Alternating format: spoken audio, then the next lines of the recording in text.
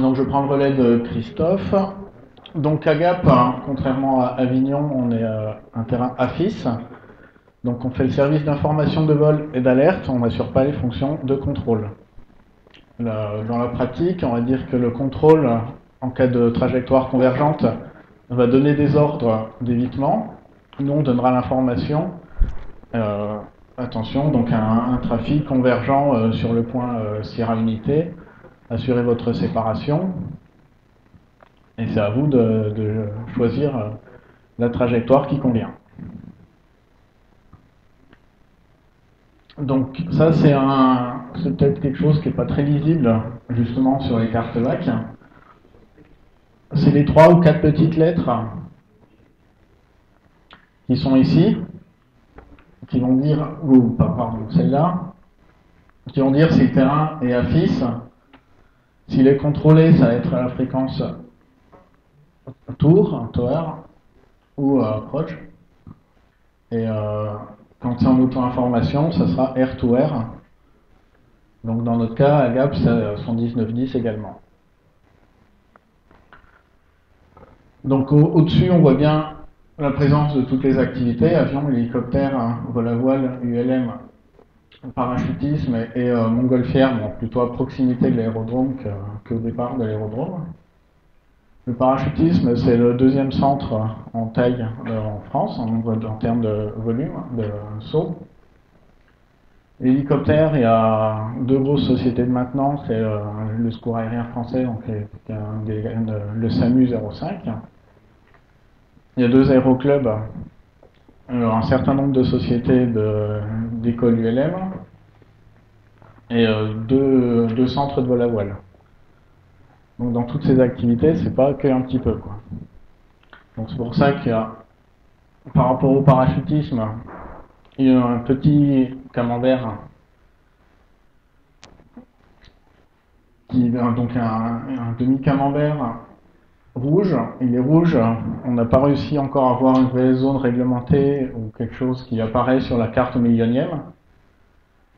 Et il faut bien garder à l'esprit qu'il y a dès qu'il fait un peu très beau, même aujourd'hui, une journée comme aujourd'hui, il y a 2 ou 3 avions largueurs en permanence, quoi.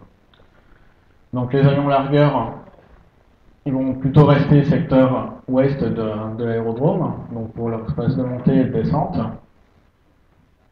Donc ça, c'est eux, ils sont on est tous en classe G, donc on n'assure pas la séparation par rapport à chaque avion largueur. Et tous les paras donc, sont plutôt verticales installation, et c'est le demi, mais ils sont parfois un petit peu décalés est aussi. Donc tous les transits qui passent dans le secteur de Gap, éviter la verticale. Ça, c'est évident. On va revenir à... Donc, parce que...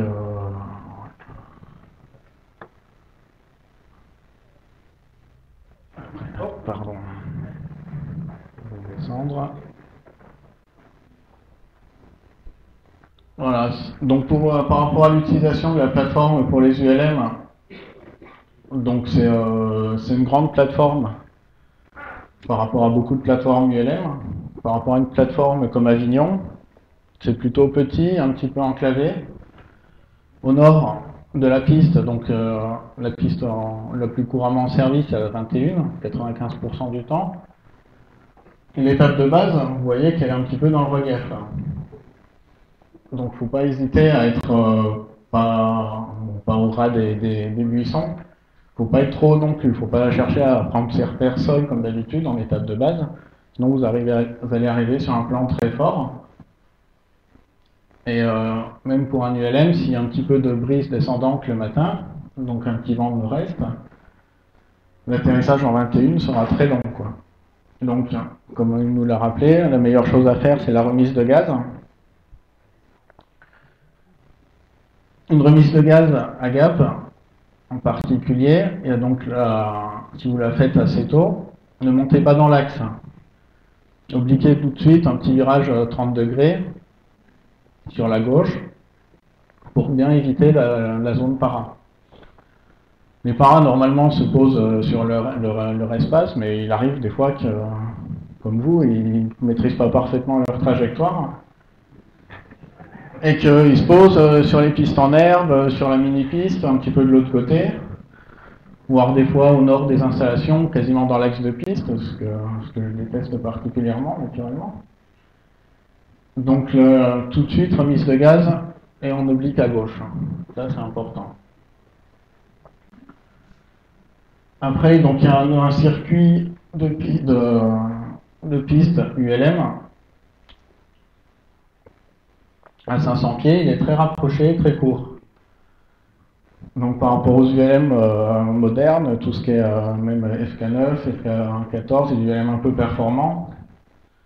Ils partiront plutôt sur le circuit de piste avion à 700 pieds seul, qui fait le tour de la ville de Tallard, quoi. On n'a pas trop de riverains par rapport au volume de mouvement qu'on a. On n'a pas trop de problèmes de riverains, mais on en a quand même, quoi.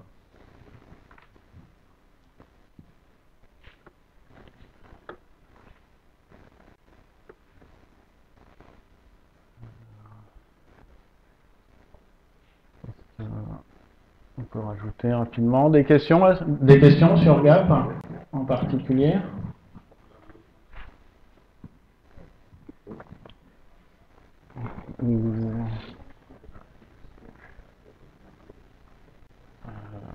Donc à GAP, on a les points d'entrée. Une petite remarque par rapport aux points d'entrée, ils sont des points de compte rendu. Donc novembre, écho unité, Sierra unité. Ceux qui sont vraiment facilement identifiables, c'est Sierra unité, quand on arrive par le sud. Écho unité, c'est un petit carrefour qui est très proche de la vente arrière, qui est un petit peu enclavé. Écho, il y a deux villes qui sont assez similaires, Rémolon et Spinaz. Et novembre, c'est un viaduc qui est pareil, qui n'est pas visible quand on arrive par le nord-ouest. Donc ça veut quand même dire qu'on essaye de signaler le plus près possible de ces points de report. Ce sont donc des points d'entrée et de sortie. Ça veut dire que les trafics, si le trafic est précisément à 4500 pieds sur ce point, et donc dans les trois dimensions le plus précis possible, c'est-à-dire qu'il peut en croiser un autre qui fait la même chose. Donc on roule à droite, on garde les points d'entrée ou de sortie sur notre gauche. Ça évitera des croisements surprenants, quoi. Surtout en auto-information. Quand on est actif sur la fréquence, on essaye de veiller, mais les trafics qui rentrent sur Sierra, des fois on ne les reçoit pas, donc ils s'annoncent à 5 minutes de Sierra. Ils sont totalement masqués par le relief. Je ne sais pas qui est à Sierra, par contre je sais qu'il y en a un qui est en train de faire Sierra unité, Sierra, et le temps qu'on fasse le rapprochement qui s'annonce, ils peuvent se croiser très près s'ils passent précisément sur Sierra. Donc des points en roulant à droite, quoi. À garder visuel sur notre gauche, on ne passe pas trop vertical le point, on s'annonce travers le point.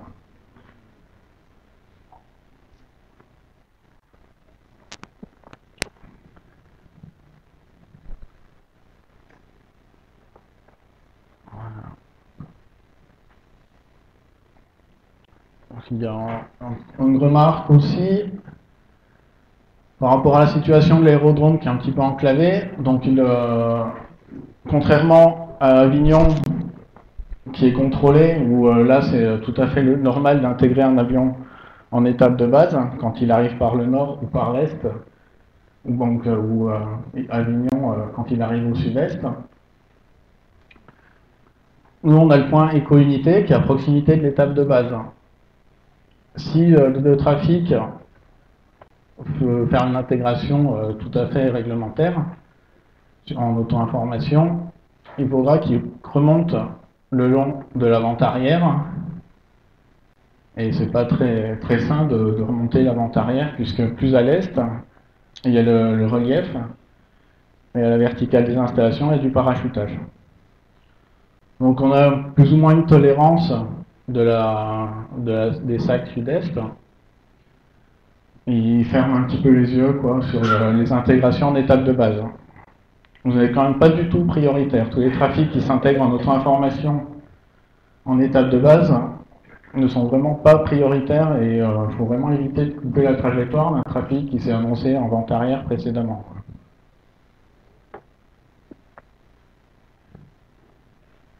Quand on est actif à la tour, on va préciser qu'à notre connaissance, il n'y a pas de trafic connu dans la vente arrière, avant de dire, rappelez étape de base, 21 main gauche, pas convenance.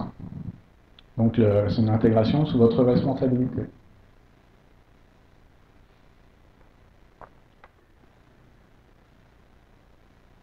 Voilà.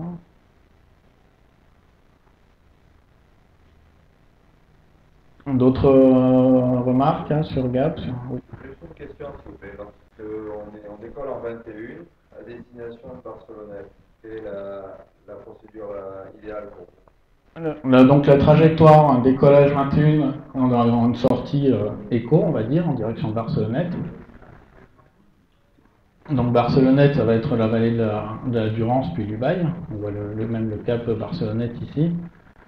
Ça va être une montée vent traversier, vente arrière, éco-unité, éco.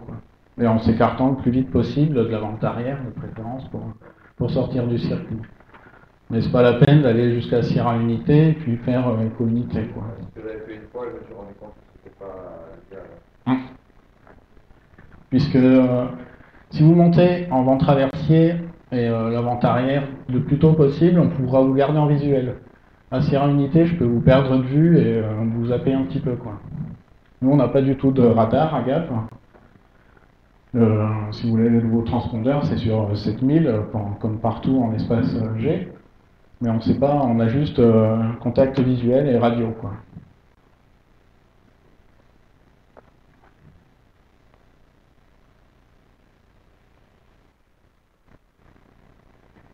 Une autre question, est-ce que le service actif peut assurer pendant toute l'activité par an? Il peut y avoir du parachutage en auto-information. Donc eux, ils ont quand même l'habitude de faire le relais. Ils rappellent dès qu'il y a quelqu'un qui contacte Gap et qu'il y a un avion largueur, donc que ce soit un remorqueur de planeur ou un largueur de parachutiste, il va donner quelques informations. Donc il va dire en général, il va préciser activité de vol à voile, activité de parachutage vertical installation. Il va donner la piste en service, le vent qu'il avait au sol à son décollage, pour faciliter l'intégration du trafic. Et même, il peut répondre à d'autres questions, ils prennent bien le relais, quoi. Oui. Je ne sais pas pourquoi ce terrain, l'activité est très importante,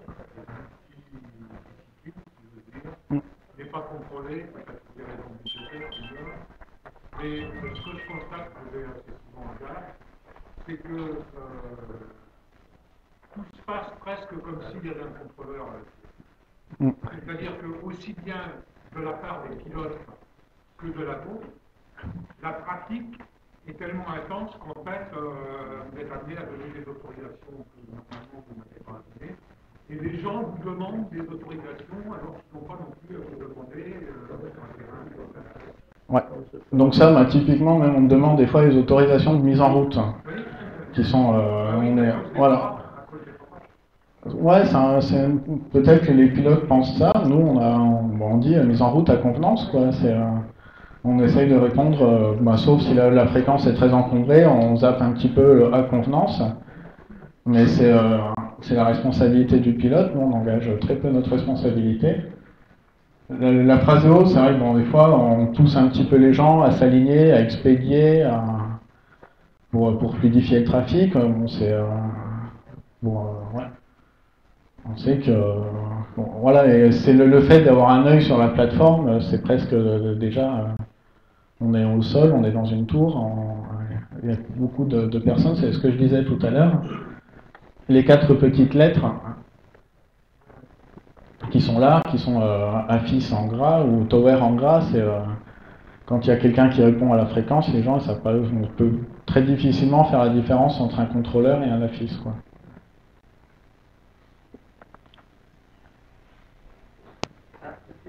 Oui.